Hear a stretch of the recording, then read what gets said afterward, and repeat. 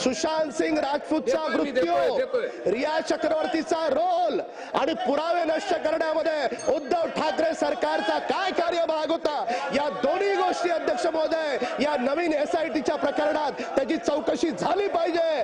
त्या सुशांत सिंग राजपूतच्या घराला रंग कुणी लावला? उद्धव ठाकरे सरकारने त्याचं फर्निचर कुणी काढलं? उद्धव ठाकरे सरकारने का काढलं?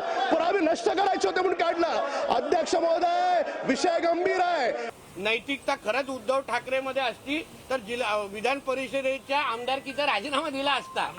जे त्यांनी राजीनामा देत असताना, मुख्यमंत्री राजीनामा देत असताना त्यांनी सांगितलं की मी माझ्या मुख्यमंत्र्याचा आणि आमदारकीचा राजीनामा देतोय।